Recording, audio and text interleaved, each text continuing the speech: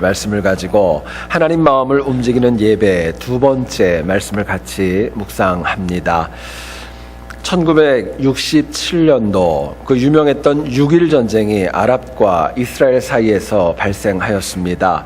당시 이집트는 아카바 만에 이스라엘 선박 그 통제를 선언하면서 이스라엘을 자극하게 되었고, 또 당시 이집트의 대통령은 요르단과 이란 등과 연합하여서 이스라엘과의 전쟁을 준비하였습니다. 여기에 이스라엘은 1967년 6월 5일 기습 공격을 통하여서 불과 3시간 만에 아랍의 전투기 400대를 무력화시키고 말았습니다. 당시 많은 사람들은 전쟁의 그 전세가 이집트와 아랍 국가에게 훨씬 유리했지만 이스라엘은 불과 6일 만에 시나이 반도를 지나서 수에즈 운하까지 진격해 들어가는 승리를 거두게 되었던 것입니다. 전쟁 후에 많은 사람들이 전쟁의 승패 원인을 분석을 해보았는데 참 특이한 것이 있었습니다. 뭐냐면은요, 전쟁에서 발생했었던 전사자들이 굉장히 달랐다는 겁니다. 이를테면 이렇습니다. 이집트와 아랍 국가의 전사자 대부분은 사병이었던 반면에 이스라엘의 전사자의 대부분은 다 장교로 이렇게 판명이 나게 되었던 것입니다. 여러분, 이것은 누가 전쟁 앞에서 어떤 영혼이 솔선수범했는지를 저희들에게 보여주는 이야기입니다. 결국 이스라엘 장교들 자국민의 마음을 움직였기에 승리할 수 있었지만 이집트와 아랍은 그렇지 못함으로 인하여 결국은 패배할 수밖에 없었다는 이야기입니다. 여러분, 사람의 마음이 움직이면 그곳에는 항상 승리가 있습니다. 문제는 능력과 상황보다 누군가의 마음을 얻느냐 못 얻느냐, 이것이 더 중요한 것입니다. 사람도 마음이 움직여지고 감동이 되게 되면 목숨을 걸고 임해서 승리가 보장되는 것이 자연적인 이치입니다.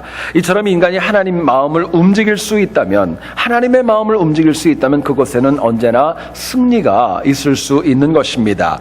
문제는 너무나도 많은 신앙인들이 신앙생활을 하면서도 하나님의 마음을 움직이지 못하고 그냥 나 좋은 대로 믿고 나아가기 때문에 승리와 역사를 체험하지 못하는 것입니다.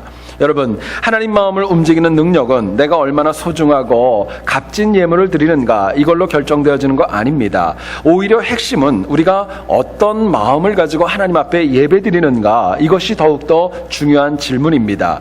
우리가 한 번뿐인 인생에 승리하기 위해서는요, 하나님의 마음을 움직이는 예배자가 되기를 간절히 소원합니다.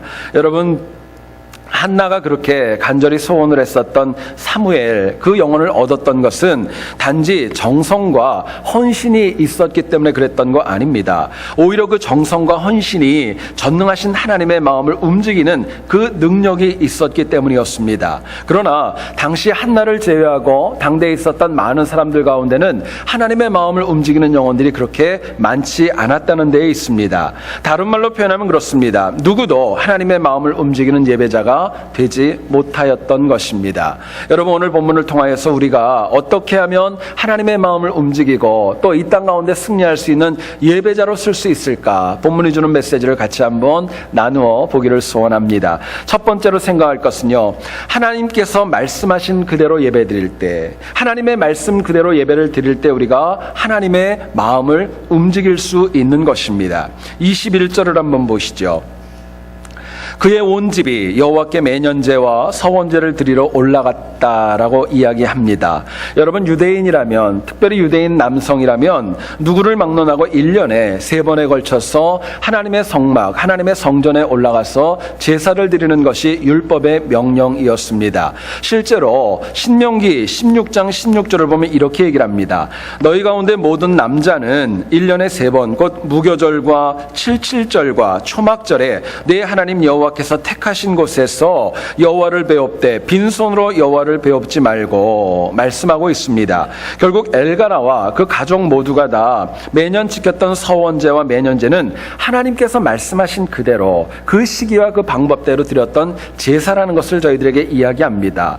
또 한 가지 좀 저희들이 봐야 될 본문은 22절입니다. 22절을 보시죠. 오직 한나는 올라가지 아니하고 그의 남편에게 이르되 아이를 젖대거든 내가 그를 데리고 가서 여호와 앞에 뵙게 하고 거기에 영원히 있게 하리이다. 아니이다 말씀을 합니다. 한나가 아이를 낳고 젖을 뗀 다음에 여호와께 드리기로 작정한 것은 저희들이 잘 알고 있는 사실입니다. 문제는 아이를 갖다가 하나님 앞에 드리기로 작정했던 그 마음은 개인적인 어떤 결단과 그런 마음의 작정이 아니라 사실은 그 이면에는 하나님께서, 성령 하나님께서 그 영혼에게 말씀으로 주신 것을 순종했다는 데에 있습니다. 여러분, 여기서 굉장히 중요한 것이 있습니다. 참으로 신실하게도 한나는 성령 하나님께서 개인적으로 주어진 말씀에도 그대로 따르면서 하나님 앞에 예배드리고 봉헌했다는 것을 저희들에게 말씀합니다. 여러분, 여기서 우리가 인간이 하나님 앞에 예배를 드릴 때 꼭 지켜야 될 두 가지의 귀한 특징이 있습니다. 한 가지는 뭐냐면요, 하나님께서 성경을 통하여 말씀하시는 그대로 예배 드리는 것입니다. 내 뜻대로 드리는 거 아닙니다. 성경에서 우리에게 말씀하시는 그대로 드리는 것이고, 또 다른 하나는 성령 하나님께서 우리들의 마음을 감동하시고 우리들의 마음을 움직이시고 뜨겁게 하시는 그대로 하나님을 향하여 순종하고 예배드리는 것, 하나님이 그것을 기쁨으로 흠양하시고 당신의 마음을 움직여 주시는 것입니다.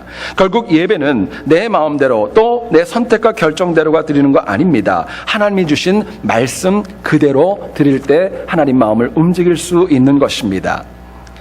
어떤 여자분이 결혼하는 자기의 친구에게 결혼식에 참석을 할 수 없어가지고 축전을 보내면서 하나님의 말씀 한 구절을 보내게 되었습니다. 그 하나님 말씀의 내용은 이것이었습니다. 요한일서 4장 18절 말씀을 보냈습니다. 그런데 이 우체국에서 일하는 분이 성경을 나름대로 조금 안다고 이렇게 좀 자신을 하다가 요한일서 4장 18절에서 1절을 빼고 요한복음 4장 18절을 축전에 적어가지고 보냈던 것입니다. 여러분, 무슨 내용인지 잘 모르실 거예요. 제가 내용을 말씀을 드립니다. 요한복음 4장 18절의 내용은 이것입니다. 내게 남편이 5이 있었으니 지금 있는 자는 내 남편이 아니니라. 여러분, 처음 결혼하는 분한테 내가 남편이 5이, 이거 말도 안 되는 내용이죠. 그런데 요한 1서 4장 18절을 보면 이렇게 나옵니다. 사랑 안에 두려움이 없고 온전한 사랑에 두려움을 내어 쫓나니. 여러분, 얼마나 좋은 말씀이에요. 생각해 보면은요, 유사해 보여도 말씀대로 행하는 것과 말씀을 흉내내는 것은 절대로 같을 수 없다는 것을 저희들에게 교훈하는 이야기입니다. 자, 그렇다면 우리가 말씀대로 예배드리는 것, 하나님의 말씀대로 예배드리는 것이 과연 구체적으로 무엇을 뜻하는 것일까요? 본문은 저희들에게 이렇게 얘기를 합니다. 우리가 인간이 말씀대로 드리는 예배에는 영과 진리로 드리는 예배라고 저희들에게 말씀합니다.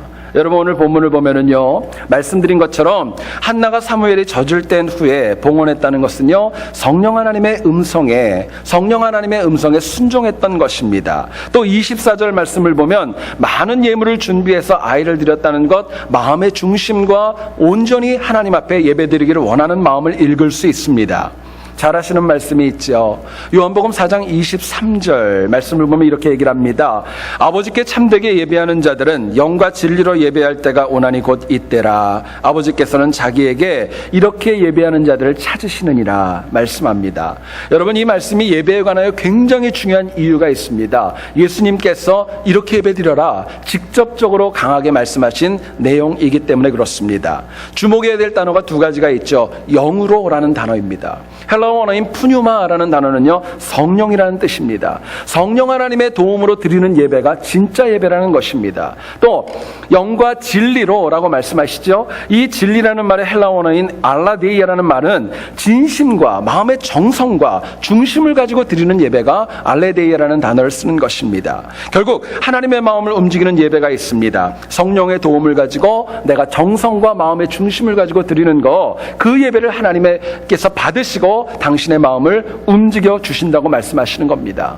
여러분, 오늘날 많은 교회에 예배가 있지만 문제가 있다면 화려함과 형식으로 치우칠 때가 참 적지 않습니다. 그 안에 성령 하나님의 능력을 제한할 때도 적지 않습니다. 참되고 진실한 예배드림보다도 누군가에게 보여주고 허례허식과 또 과장이 있는 경우도 예배 안에서 찾아볼 수 있습니다. 그러나 하나님께서는 영과 진리로 드리는 예배 가운데 임재하시고 역사하시는 것입니다. 저희들이 성경을 보면 솔로몬이 성전을 완성하고 헌당 예배를 드릴 때 성경은 얘기를 합니다. 구름이 임재하여서 하나님께서 그곳 가운데 임재하시고 함께 하셨다는 것을 성경이 이야기합니다. 여러분, 이것은 솔로몬과 이스라엘의 성전 건축을 통하여서 하나님의 마음을 움직였다는 것을 저희들에게 보여줍니다. 실제로 솔로몬은 성전을 짓기 전과 모든 과정에서 정말 최선을 다했습니다. 성령 하나님의 도움을 받았습니다. 하나님 기뻐하셨던 거예요. 그런데 여러분 잘 아시는 대로 솔로몬이 인생의 막바지에 뭐라고 그러면서 갔죠? 전도서를 보면 그렇게 얘기하지 않습니까? 헛되고 헛되니 모든 것이 다 헛되도다. 한탄하면서 생을 마감했습니다. 여러분, 참되고 진실하게 예배드리는 것보다 그 가운데 정말 하나님 앞에 그것을 잃어버렸기 때문에 솔로몬의 고백이 헛되다라고 얘기했던 거예요. 다른 이유가 있었던 거 아닙니다. 국가가 어려워지고 많은 사람들이 반영을 일으키고 그런 것이 아니라 하나님 앞에 드리는 예배가 제대로 되어져 있지 않기 때문에 결국에는 헛되다라고 한탄으로 끝났던 것입니다. 여러분, 성경을 가만히 보시면은요, 솔로몬의 인생 말기에 보면 더 이상 성령이 아닌 육체의 쾌락과 세상의 허영심으로 채워집니다. 진심으로 예배드리는 것 아니라 간절함을 잃어버렸고 성전에서 이방신을 향하는 우상 숭배도 있었던 것입니다. 여러분, 솔로몬의 이야기는 저에게 큰 도전을 줍니다. 하나님을 향하여 영과 진리로 예배드리는 것 잃어버리면 내가 가지고 있는 모든 것 다 잃어버릴 수 있다는 것입니다. 여러분, 이것을 통해 하나님은 우리에게 말씀합니다. 다른 무엇보다도 영과 진리로 예배 드리는 자가 되라. 저희들에게 말씀합니다. 여러분, 한 번 예배를 드려도, 한 번의 예배를 드려도 그냥 드리는 거 아닙니다. 성령 하나님의 도움을 받고 드리셔야 돼요. 성령 하나님과 함께 드리는 예배가 진짜입니다. 예배는 하나님과의 영적 교제이기 때문에 성령 하나님의 임재가 없다면 그것은 예배 아닙니다. 또 내 마음을 다하는 정성, 내 마음 모든 것을 다하는 진심이 없다면 그거 역시 하나님 기뻐하는 예배 아닌 것입니다. 여러분, 우리가 한평생 동안 여러분들 신앙생활하면서 수많은 분들이 많은 예배를 드렸을 거예요. 과연 그 예배가 나를 만족해 하는 것인지 하나님을 만족해 하는 것인지 우리가 반드시 묻고 확인해야 될 필요가 있습니다. 여러분, 영으로 드리는 예배, 성령 하나님께 드리는 예배는요, 급하게 헐레벌떡 그렇게 교회에 들어오지 않습니다. 미리 준비하고요, 기도하면서요, 하나님 앞에 엎드려 준비하며 드리는 예배입니다. 실제로 기도로 준비한 예배와 급하게 어쩔 수 없이 참석한 예배는 절대로 같을 수 없기 때문에 그렇습니다. 알레데이아, 진심으로 드리는 예배가 있다면 그 예배 시간에는요, 내가 가진 모든 것을 다 쏟아놓을 수 있는 거예요. 하나님께 집중하는 것입니다. 생각해 보시면 전심으로 드리는 예배와 시간과 공간만 차지하는 예배가 절대로 같을 수 없다는 것은 자명한 이치입니다. 여러분, 이 시간에 한번 내 자신에게 물어보세요. 여러분들은 지금까지 많은 예배를 드렸는데 얼마나 하나님의 마음을 움직이는 예배를 드려보셨습니까? 내가 드린 예배 가운데 과연 하나님의 마음이 얼마나 움직였을까 한번 물어보시기 원합니다. 과거에 영락교회를 담임하셨던 고 한경직 목사님께서 많은 신학생들과 목사 후보생들 또 후배 목회자들에게 하셨던 이야기가 있습니다. 이런 얘기를 참 많이 하셨어요. 예배를 인도하고 설교를 인도하실 때마다 지금 내가 드리는 이 예배가 마지막이 될 수 있고 지금 내가 전하는 이 설교가 마지막이 될 수 있다라는 마음으로 임하셨답니다. 물론 예배 드릴 기회가 우리에게는 많이 있을 거예요. 그러나 마지막이라는 생각을 가지면 그것이 결코 소홀한 예배로 하나님 앞에 드릴 수 없다는 것입니다. 지금 듣는 이 말씀이 만약에 마지막 말씀이라면 우리의 마음에는 뜨거움이 일어날 수밖에 없는 것입니다. 여러분, 문제는요, 그냥 예배 드리는 거 아닙니다. 내가 어떤 마음가짐으로 어떤 자세를 가지고 하나님 앞에 예배 드리는가 묻고 질문하는 지혜가 필요합니다. 여러분, 성령으로 예배드리면서 주시는 하나님의 말씀, 성령으로 예배드릴 때는요, 주시는 하나님의 말씀 내가 판단하지 않습니다. 내가 받는 거예요. 여러분, 말씀은 판단하는 거 아닙니다. 듣는 것이고 받는 거예요.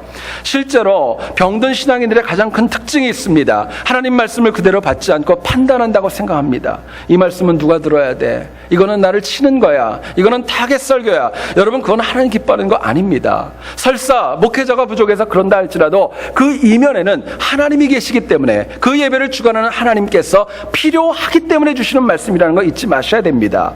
여러분, 예배는요, 인간의 행사 아닙니다. 전능하신 하나님의 은혜가 임하는 영적인 잔치이기 때문에 그렇습니다. 여러분, 문제는요, 설교의 내용과 방향보다 내가 얼마나 영과 진리로 임하는가, 이게 더 중요한 것입니다. 영과 진리로 예배드리면 전해지는 말씀과 은혜는요, 어느 것 하나 놓칠 것 없고 다 은혜로 다가오기 때문에 그렇습니다. 여러분, 모든 것이 다 내게 은혜로 임하고 그럴 때 하나님의 마음을 움직이는 능력이 내 삶에 임하는 것입니다. 간절히 원하는 것은요, 우리가 항상 영과 진리로 하나님의 말씀대로 예배드리셔서 날마다 하나님의 마음을 움직이는 승리가 우리 모두에게 있기를 주의 이름으로 축원드립니다.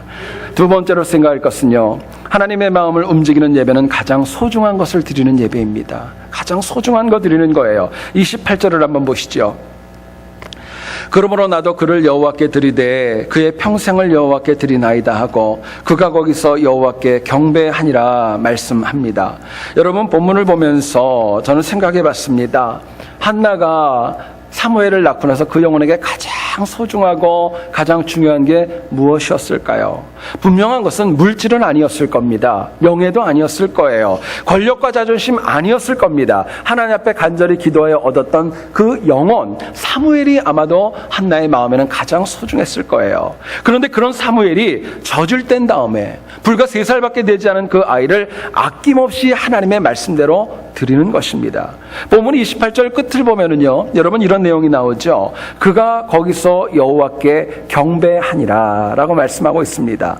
여러분, 여기서 좀 주목하셔야 될 건 그가라는 단어예요. 이 그가는요, 아직 어리지만 사무엘을 뜻합니다. 3살밖에 되지 않은 사무엘이었지만 하나님 앞에 경배하고 예배하는 모습으로 하나님 앞에 엎드렸다라고 이야기합니다. 여기서 우리가 생각할 것이 있죠. 한나가 사무엘을 키우면서 얼마나 하나님을 향하여 엎드리고 경배하고 예배드려야 된다는 것을 강조하고 또 강조했을까요? 결국 한나도 가장 소중한 아들을 하나님 앞에 드렸지만 어린 사무엘도 어쩌면 제대로 몰라도 하나님 앞에 엎드릴 줄 아는 소중한 걸 드리는 예배자의 모습이 어릴 때부터 가지고 있었다는 것을 저희들에게 보여줍니다. 여러분, 예배는요, 드리는 영혼, 준비하는 영혼 모두가 다 최고의 것, 가장 소중한 것을 드릴 때 그 예배가 온전해지는 것입니다. 하나님께서는 대충 드리는 예배에 역사하지 않습니다. 성령 하나님께서는요, 어쩔 수 없이 드리는 예배에 절대로 속지 않습니다. 사람은 나와 있다면 괜찮다고 여겨지지만 하나님은 그거 속지 않는 거예요. 결국 하나님께서 독생자 예수 그리스도를 가장 소중한 것을 우리에게 주셨던 것처럼 우리도 하나님을 향한 예배 가운데 가장 소중한 것을 드릴 때 하나님의 마음을 움직일 수 있는 것입니다.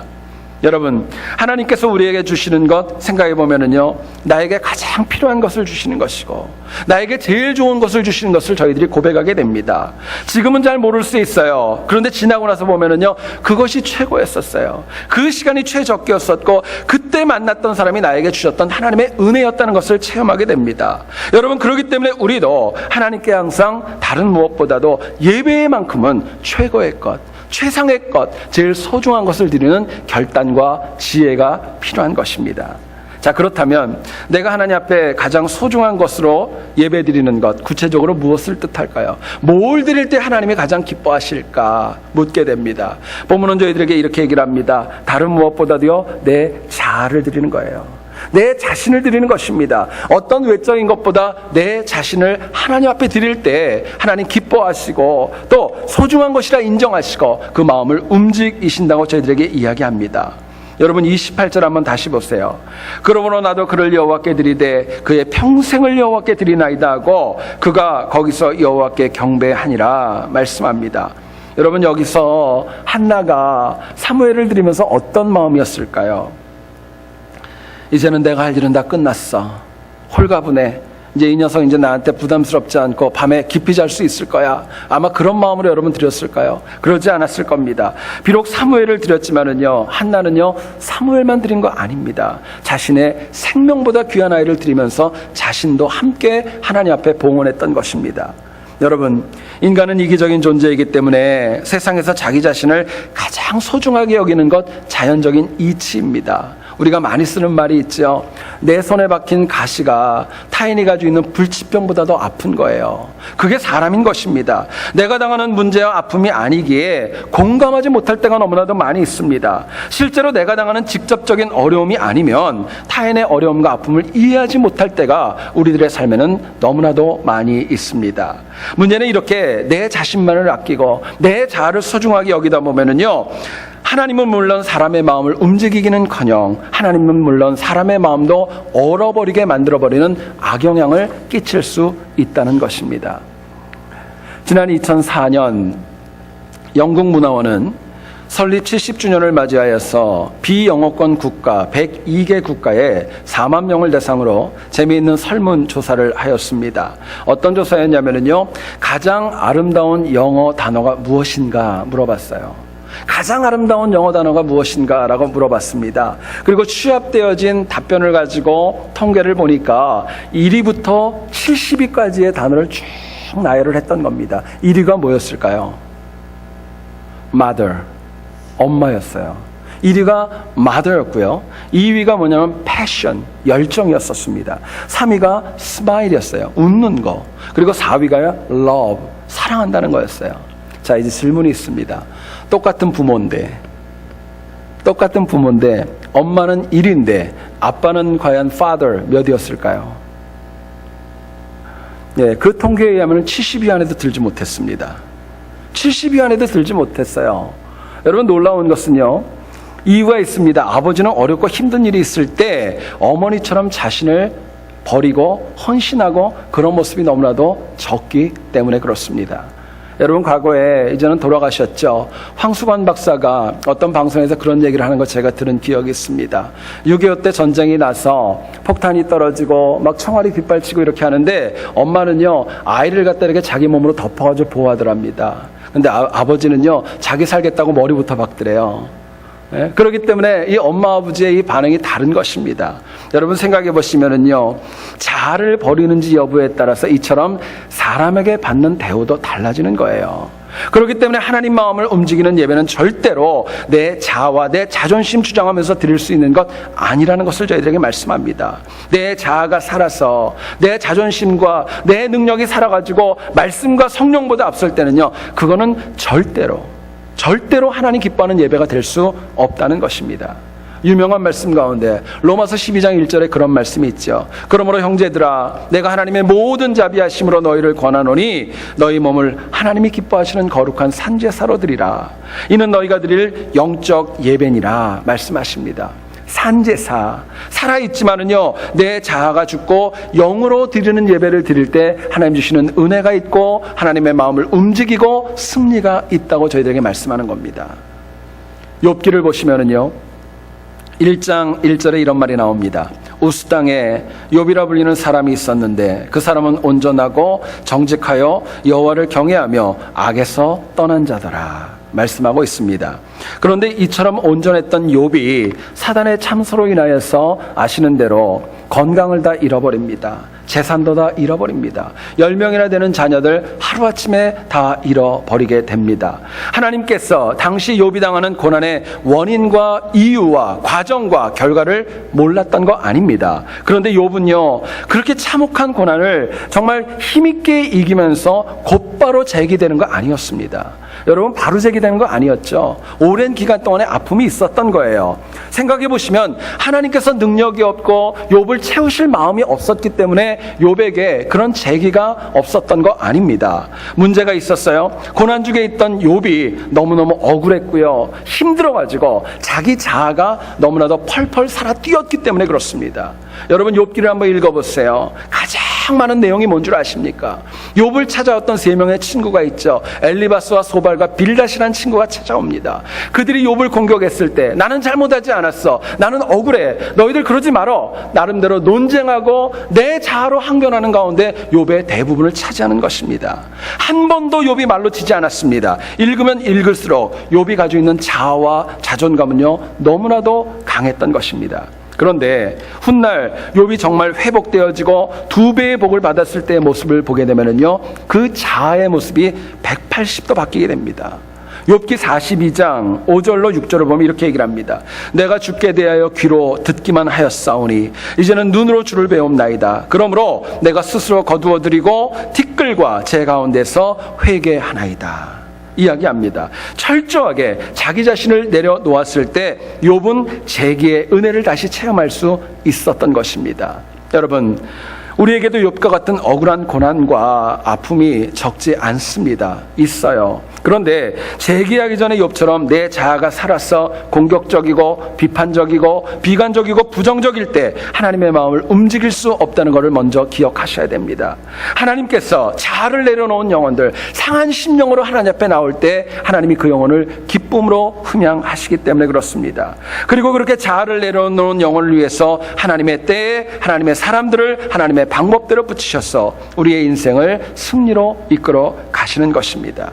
여러분, 잊지 마셔야 될 것, 하나님의 능력이 없기 때문에 우리에게 승리를 안 주시는 거 아닙니다. 더 중요한 것은요, 내 자아가 살아있기 때문에, 받을 그릇이 아직 아니기 때문에 하나님의 은혜가 임하지 않는 것입니다. 여러분, 잠깐이라도요 지나온 삶을 한번 되돌아보시죠. 내 자아가 펄펄 살아있고 내 자존심이 강하고 내 생각이 너무너무 강했을 때 어떤 은혜가 있었습니까? 내 자아가 살아있을 때 사실은 더 큰 어려움과 고난이 있었던 것은 누군가와 외적인 요인이 아니라 사실은 날이 아주 서 있는 내 자신의 자존심 때문이었던 것입니다. 여러분, 문제 해결은 다른 것 아닙니다. 하나님의 마음을 움직이는 것은 가능하고, 이를 위해서는요 내 자아부터 내려놓으셔야 돼요. 세상 어느 누구도 내 자아를 굳게 붙들고 승리할 수 있다, 그런 거 없습니다. 그건 예배 아닙니다. 하나님께서 제게 은혜 아직은 주지 않는 것입니다. 여러분, 자아를 내려놓게 되면은요 예수 그리스도가 세상의 그 무엇보다도 나에게 가장 소중한 분으로 보이는 것입니다. 나를 내려놓으면 하나님 보이는 거예요. 나를 내려놓으면 나를 짓누르는 문제 객관화할 수 있고 지혜롭게 판단하고 결국은 승리를 선물로 받을 수 있는 것입니다. 여러분, 내 안에 있는 살아있는 자아는요 누구보다 내가 가장 잘 압니다. 내가 뭐를 아파하고 뭐가 나를 막고 있고 뭐가 내가 은혜 받는데 가장 큰 방해 요인인지 다른 누구보다 내가 아는 것입니다. 그거 내려놓으셔야 됩니다. 여러분, 우리가 날마다 이 땅을 살아가면서 나에게 주신 은혜 가운데 살기 위해서는요 자아를 내려놓고 가장 소중한 전인격을 들여서, 그래서 주님의 마음을 움직이는 예배자로 날마다 승리하는 우리 모두 될 수 있기를 다시 한번 주의 이름으로 축원드립니다. 사람이 사람의 마음을 움직이는 것 쉬울까요, 어려울까요? 여러분, 사람이 사람의 마음을 움직이는 것도 쉬운 거 아닙니다. 여러분, 배우자의 마음을 움직이는 게 쉽습니까? 이건 쉬운 거 아닙니다. 굉장히 어려운 거예요. 근데 더 어려운 게 있어요. 하나님의 마음을 움직이는 것입니다. 전능하신 하나님의 마음을 움직이는 거예요. 여러분, 하나님은 인간과 당연히 다르지요. 인간의 마음 구석구석과 깊은 중심까지도 철저하고 정확하게 아시기 때문에, 우리가 뭘 원하는지 왜 다가오는지 하나님이 아시기 때문에 그분의 마음을 움직이는 것은 쉬운 것 아닙니다. 그렇기 때문에 저희들에게 강조하는 것이 있다면 하나님을 향한 예배입니다. 본문은 얘기를 합니다. 하나님의 마음을 움직이는 예배는 영과 진리로 말씀대로 드리는 예배에서 시작되어집니다. 또 내 자아를 내려놓고 가장 소중한 것을 하나님께 드릴 때 하나님의 마음이 움직여지는 것입니다. 여러분, 그래서 우리가 항상 하나님의 마음을 움직이는 승리하는 예배자 될 수 있기를, 승리하는 예배 드리는 우리 새한교회 될 수 있기를 다시 한번 주님의 이름으로 축원드립니다. 우리 이 시간에 같이 하나님 앞에 찬양하고